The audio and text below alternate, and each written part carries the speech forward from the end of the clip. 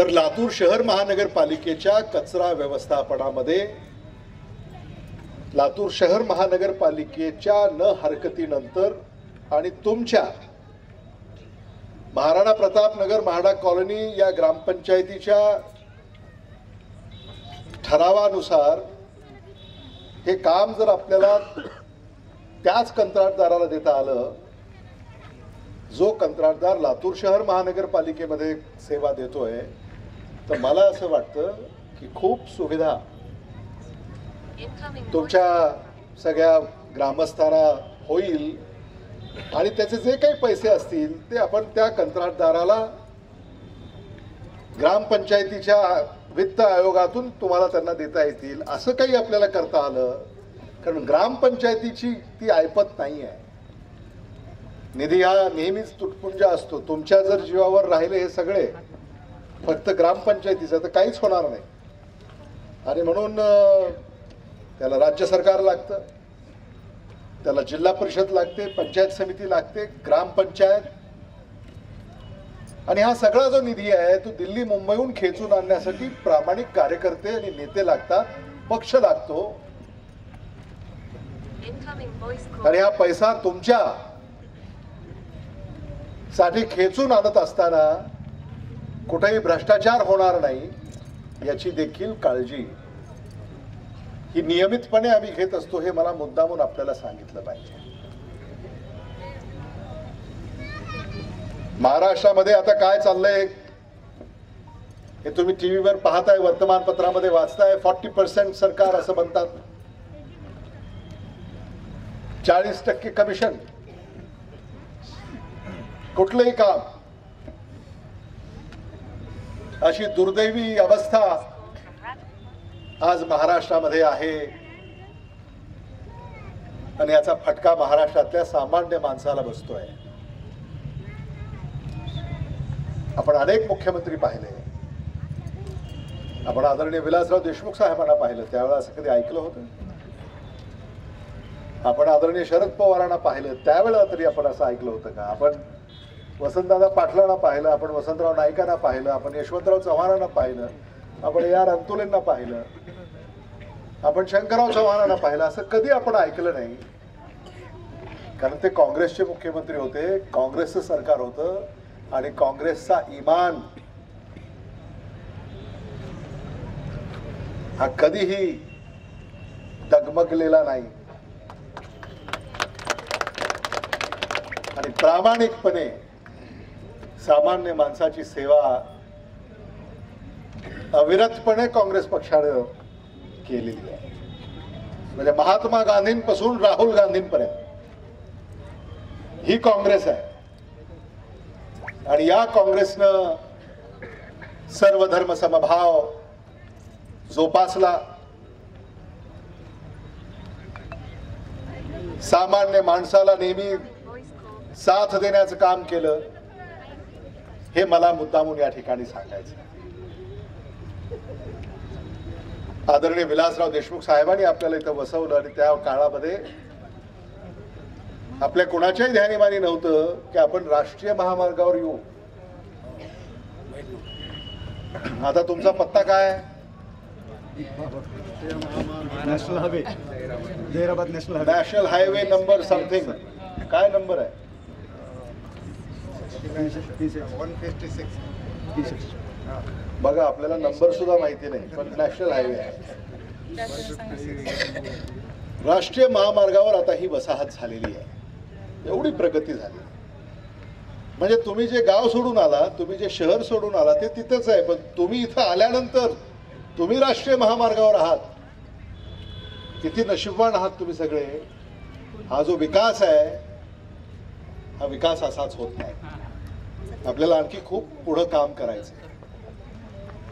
Maharana Pratap Nagar MHADA colony इथं ज्या व्यवस्था आपल्याला येणाऱ्या काळामध्ये विकसित करायच्या त्याचा जाहीरनामा आम्ही नव्याने सुरू करू. तुमच्या सूचना त्याच्यामध्ये अंतर्भूत असल्या पाहिजेत आणि त्या सूचनांच्या आधारावर आपण आपल्या गावाचा जाहीरनामा करू. आणि 2024 ते 2029 या 5 वर्षामध्ये तुम्ही सांगितलेली सगळी कामं प्रामाणिकपणे पूर्ण करण्याचा आपला कार्यक्रम असेल हे मला मुद्दामून आपल्याला सांगायचं. आज माझे सगळे सहकारी इथं आहेत. इनामदार, पतंगे, स्वामी, अनेकांची नावं मला घेता येतील.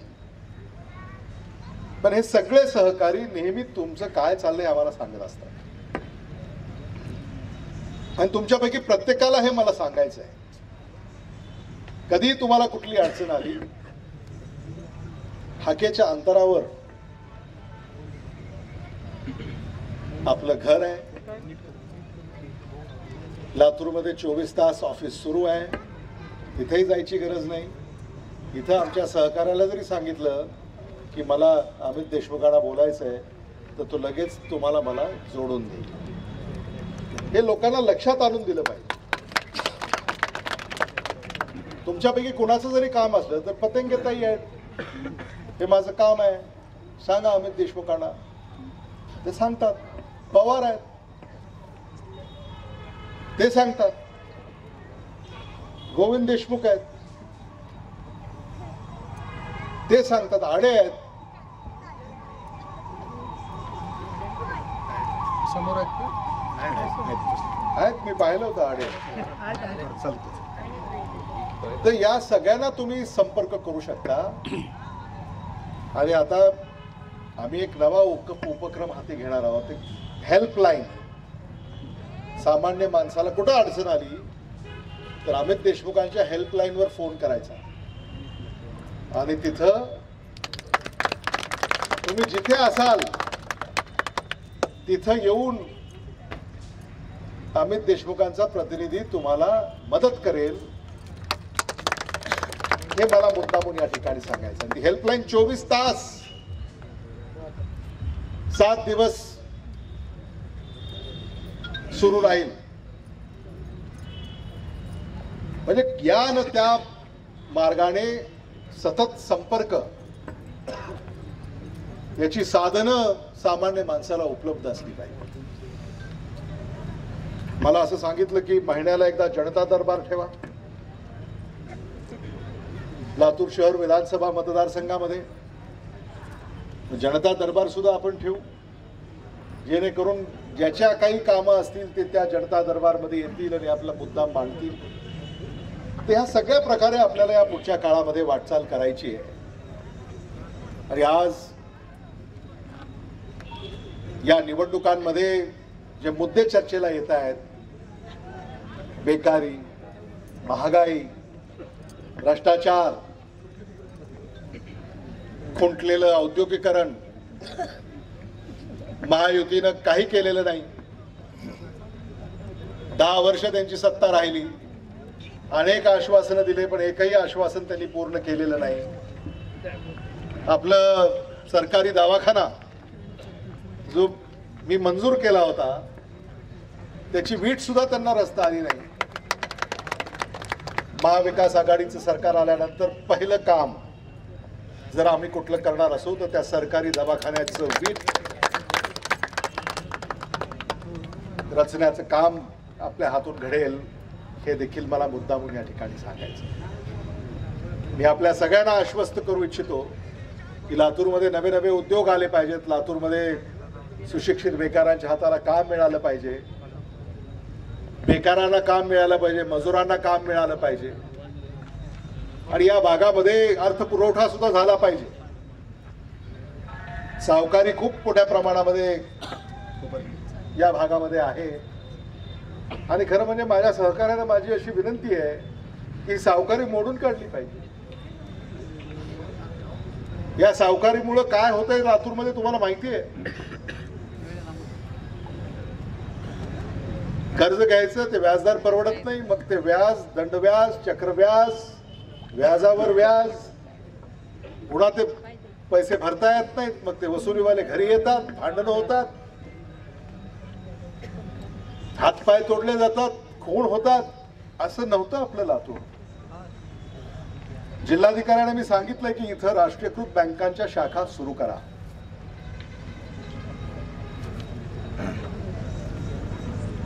आणि माझ्या कार्यकर्त्यांना माझी अशी विनंती आहे की एखादी पतसंस्था इथे सुरू करा.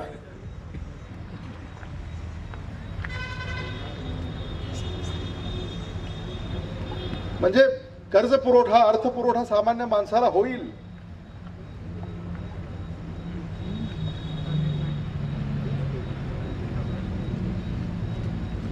या भागामध्ये मी जेव्हा फिरतो तेव्हा खूप सोनं घालून फिरणारे लोक मी बघत असतो. हो, खूप सोनं, हातात सोनं, गळ्यात सोनं. तर हे आपल्याला कमी करायचं. आता पोलीस आमचे आहेत इथं, खरं म्हणजे त्यांनी देखील याच्याकडे लक्ष द्यायला हवं. अवैध धंदे हे बंद झाले पाहिजेत, गुन्हेगारी ही कमी झाली पाहिजे. लातूरकरांना सुरक्षित आहे अशी भावना कायम असली पाहिजे. म्हणून हे मुद्दे घेऊन आम्ही ही निवडणूक लढवतोय.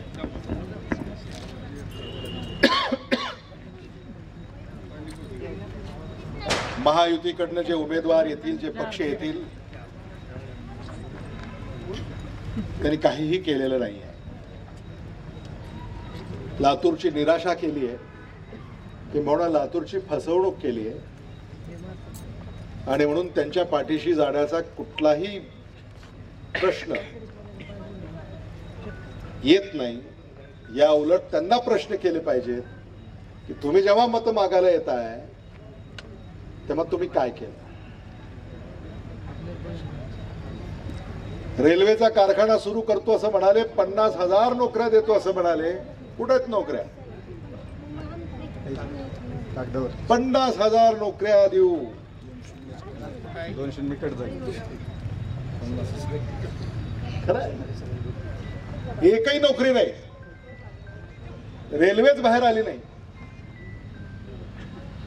उजनीचं पाणी आणतो म्हटले, आणलं नाही. आठवतंय आपल्याला तो काळ दुष्काळाचा. टँकरनं पाणी काँग्रेसनंच पुरवलं तुमच्या घराच्या दारापर्यंत येऊन. महायुतीनं काय केलं? रेल्वेनं पाणी आणलं आणि म्हणाले इथे काँग्रेसनं काहीच केलं नाही, रेल्वेनं पाणी आम्ही आणतो आणि आता उजनीतून पाणी आम्ही तुम्हाला देऊ. आणि उजनीतून पाणी देऊ आणि नाही दिलं तर राजकीय संन्यास.